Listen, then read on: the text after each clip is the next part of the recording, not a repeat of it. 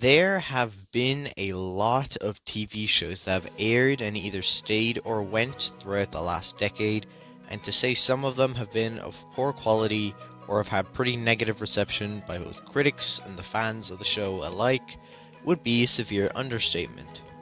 However, throughout all the shows that have come, stayed, and went, one of them sticks out to me the most, and that is LEGO Ninjago, a LEGO show with ninjas that first released in 2011 and is still airing to this day.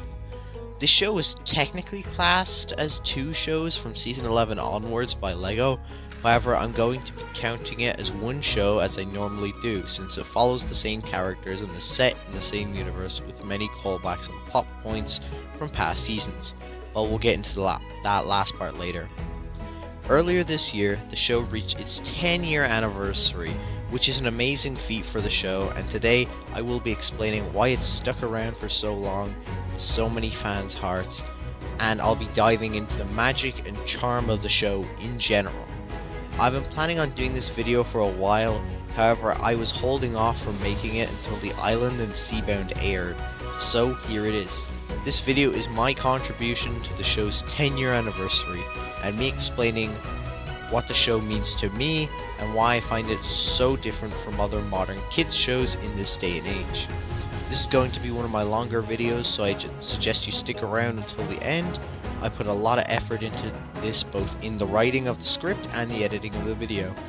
So without further ado, let me explain to you what made Ninjago so special, and what made it more than just your typical run-of-the-mill kids show. Hi, post-editing me here, and I have to say that I didn't actually put as much effort into the video as I said in the script, because I tried to record the footage, it got corrupted, and then I tried to upload this video, and then I realized that there's a good chance I'll get copyright strike, so it's just going to be images here, and I'm sorry. It's really upsetting. I wish I could have done more, but that's really all I could have done. And yeah, okay, essentially, let's just get on with the rest of the video. Let's start with the actual world itself, and this world is probably one of the most realized worlds in all of fiction. Ninjago is set in an Asian-inspired setting that is modernized a bit. This creates a really interesting setting that not many shows have pulled off. Something else cool is how Ninjago was once one island but was split into two, and one is in the shape of a yin and the other a yang. It's a really nice little touch, especially since the second half is called the Dark Island. Not only that, but the different locations in the world vary very wildly. From the pretty modern looking Ninjago City and the ivory city of Shintaro in the northern mountains, to the underwater kingdom of Relopia off the eastern coast, Ninjago's universe is always expanding with creative new locations that all look visually stunning and have very varying layouts, citizens, and laws. And that's not even getting into the other 15 realms parallel to Ninjago, all of which have completely different atmospheres, landscapes, inhabitants, and rules of physics. Hell, Legends of Chima is one of these realms, which I think tells you a lot about how different these realms are. The lore and history of this world is also very well done. Each season adds another piece of the puzzle to the overall Ninjago lore, as well as lore to the other realms, and the best part is that they all take place throughout different time periods of the show's history, from the beginnings and the war between the Oni and the Dragon in the first realm to the present day. There are also different amounts of lore discovered each season, meaning that the importance of past events is very diverse and interesting, and that there isn't some insane god or war for every piece of lore in the show. All of these combine to create a really expansive world with limitless potential to what they could introduce next. Something else that's really good about the show is the continuity. While each season is very different from the last with their own unique concepts, themes, characters, and arcs, they still manage to be interconnected in many different ways. This can range from simple references and callbacks to full locations or characters returning, or even past events being the cause of a season. Take Season 6 for example. Not only does Klaus, a character that was introduced in Season 4, escape his cursed prison from its destruction in Season 5, but Nauticon, the main villain of Season 6, his home gets destroyed because this prison was destroyed, and he wants to take revenge on the people responsible. These little things help the show feel coherent, like a full story, and returning characters can also be developed and expanded upon in new ways, like Maya, aka Kai Nia's mother, in Season 14. It's always exciting to see a returning character because you never know what direction they're going to take them in next.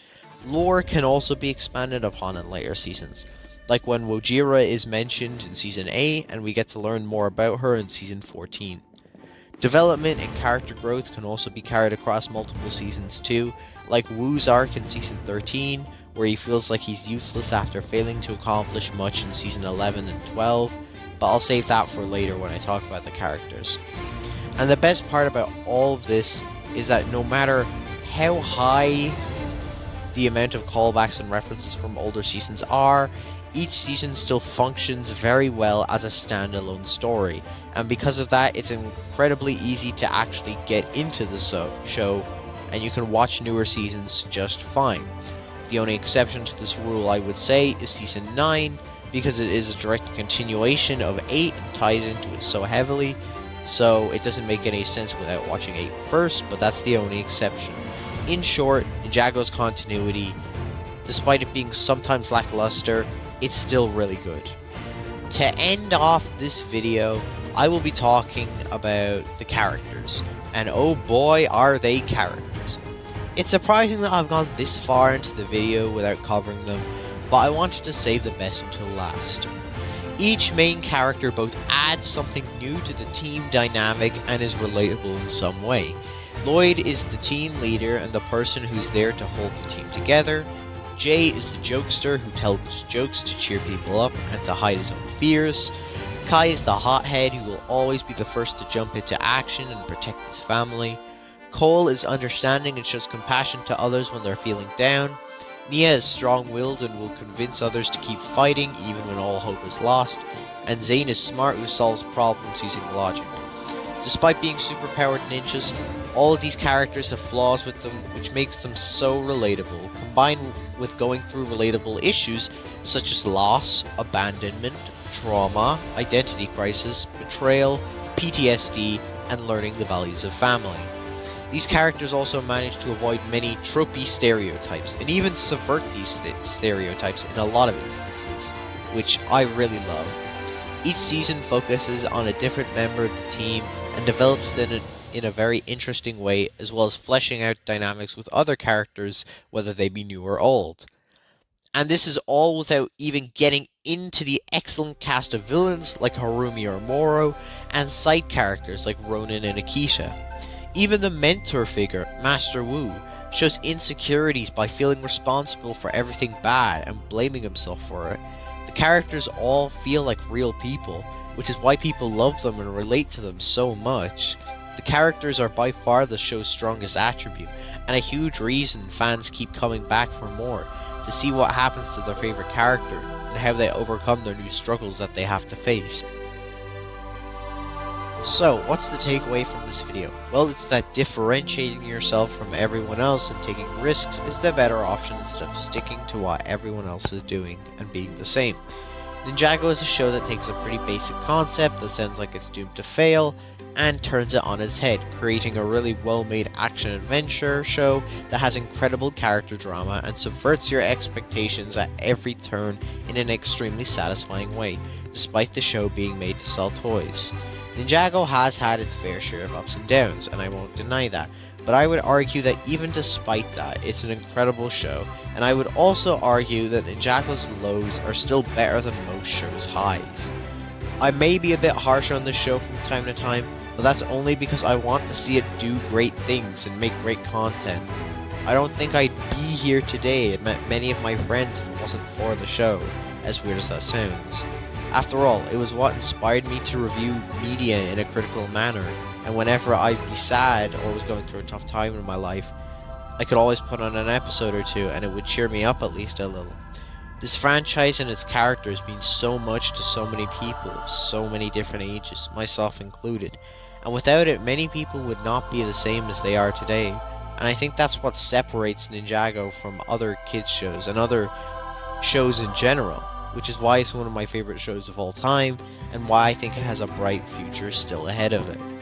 Even when it all ends, I'll still be able to look back on it to remember the memories and friends I made along the way. So yeah, Ninjago's great, and I can't wait for what the future of the franchise has in store.